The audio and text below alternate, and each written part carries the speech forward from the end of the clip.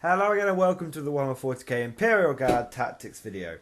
So today's video we're going to be looking at the Talon stratagem Ambush and how you should be using it since the FAQ has dropped. Now for those of you that don't know, the Talon Ambush stratagem is a unique stratagem available to the Talon Desert Raiders and it costs 3 command points. What it allows you to do is it allows you to place 3 units in reserve, and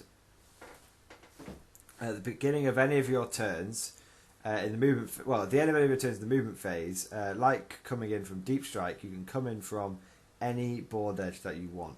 So that includes even your opponent's very back field, or you come in on the left, or you come on the right. You literally come in any board edge that you want. Now,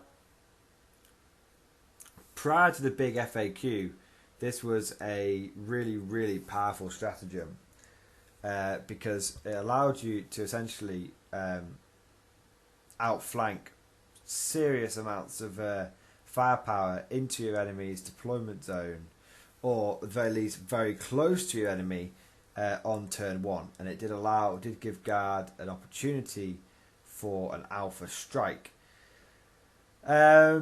If you could combine that with some scions, it's 3 units, so that does include. Now I'm not sure if this has been FAQ'd. Maybe you'll have to correct me here, but I believe it meant you could put a squadron in reserves. That could be, you put 3 units in. Well, one of those units could be a squadron of Hellhounds or Leman Russes, and so, like I said, I'm not sure if this has been FAQ'd. I've got a feeling that the FAQ'd it's where each tank is 1 unit, but correct me if I'm wrong, but it still meant that you could outflank at least a minimum of 3 vehicles. And obviously if you've got things like Tempestus Scions coming down, whose main weakness is a lack of sort of durability, they can punch hard but they can't really take the punch back, being able to outflank 3 Hellhounds to support your Scions on a certain flank provides a great distraction. People are going to have to deal with those Hellhounds. Provides you with some very good counter-attack options. Or maybe you want 3 Leman Russes, get 3 Punishers in the enemy's faces. Very possible. But now the FAQ has come out, things have changed, and you can no longer outflank turn 1 into your opponent's deployment zone. If you want to bring them in, you have to do it into your own deployment zone. Now, initially, at first, I thought that was kind of a problem, because I traditionally like to use this stratagem twice, which meant 6 command points before the game even started. Yes, guys, you could use it twice before the game started, because that's what you can do with stratagems that take place before any turns have happened. You can only use stratagems once per phase, but if it's not the game, if the game hasn't happened yet, you can use stratagem more than once. A good example of how this works is, for example, things like Screaming Jets for Dark Elder. You can put 3. You can spend that. You can do that stratagem 3 times and put 3 vehicles in the air. Same for things like Webway Strike. You could spend loads of points on Webway Strike and put multiple units in reserve if you wanted to. Now, and you could do this with Ambush as well. So, traditionally, what I like to do is I would outflank 60 infantry. I'd use the stratagem twice, and then I'd have a couple of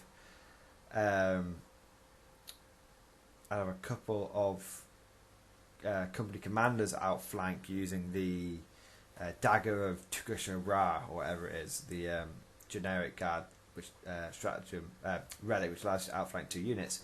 And so I'd have 60 infantry and 2 officers outflanking with them. And that's how I like to use it, and literally turn 1 I would open up what I like to call a second front. I would instigate this 60-man sort of flank attack, and it was often very good at buying me a couple of turns of time to allow my main forces to move into the centre field. But like I said, that's all sort of gone to pot with the big FAQ. So there are 2 ways you can do it.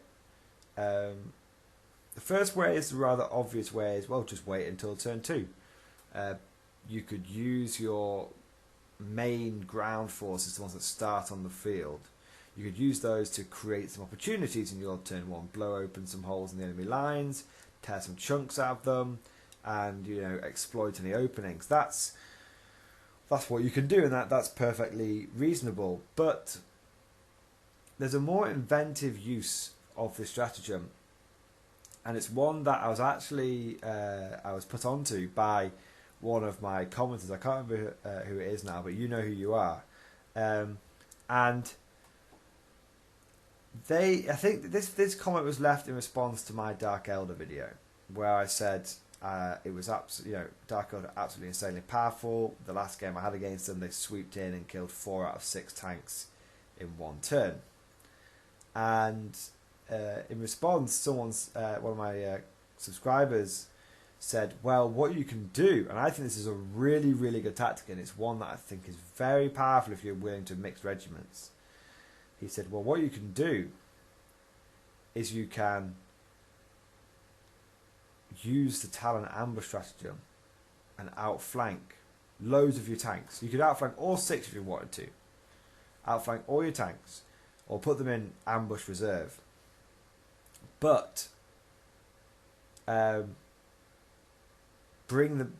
don't hold them off the board until turn 2. Just wait until your Dark Elder opponent has had his turn 1, and he's shot up a load of crappy infantry, conscripts, or more than likely infantry squads. And then your turn 1, just bring them on. Just bring them into deployment zone. Basilisks don't care. Just bring them in. And the thing is, and this is the really clever bit about it, is they have to be Talon units that you put in outflank. But all Talon vehicles ignore the penalty for moving with heavy weapons. So it wouldn't matter that you were moving them on from, that they counted as moving, you'd still ignore that -1 for moving and trying to shoot with a heavy weapon. So it's actually a really, really, really powerful, sneaky tactic. The only disadvantage that I can really think of it is that you count as moving your full speed. So if you were to do it with Leman Russes, you wouldn't get to fire twice with the grinding advance rule. But it is really, really powerful. And I've been thinking to myself, imagine if I had that option available to me in all my games against Dark Elder. In fact, imagine if I'd had that option available to me in pretty much the majority of games that I play. Honestly, that I played a game recently against Deathwatch, 2,000 points. I had 3 Leman Russes, 3 Hellhounds, and as always, every game I play, 1 to 2 of my Leman Russes just goes down straight away. I have to take 4 Leman Russes because I have to predict that I'm going to lose 1 or 2 of them before they even fire, and therefore I need the other 2 to stay alive to actually do any damage. Well, imagine if I didn't have that worry anymore.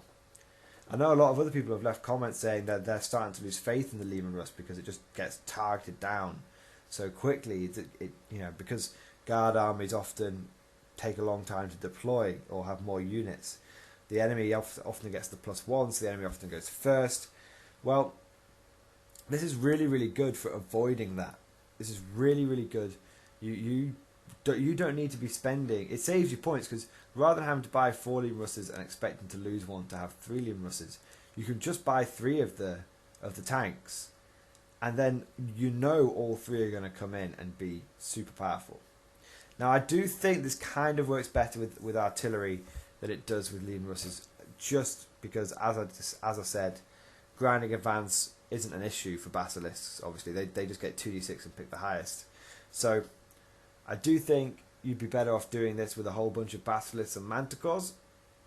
But Leman Russes are still really good. Leman Russes can bring a lot to the party.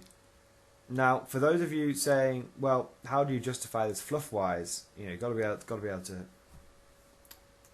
find it believable. I know I do sometimes to do that with my sort of tactics and stratagems and stuff. Well, you can simply say that Talons are the masters of not necessarily camouflage, but being sneaky. So you could just imagine that they had all this artillery on the field, and then what they did is they concealed it under like camo netting and other bits and bobs, And so when the enemy had committed to killing what they thought was a weakened opponent, the artillery crews quickly pull the camera netting off, scramble out of their hiding places and go to work. And that's literally an ambush. That is literally an ambush. So, that's absolutely, that makes a lot of sense fluff wise, and it works gameplay wise, and it's really, really good for protecting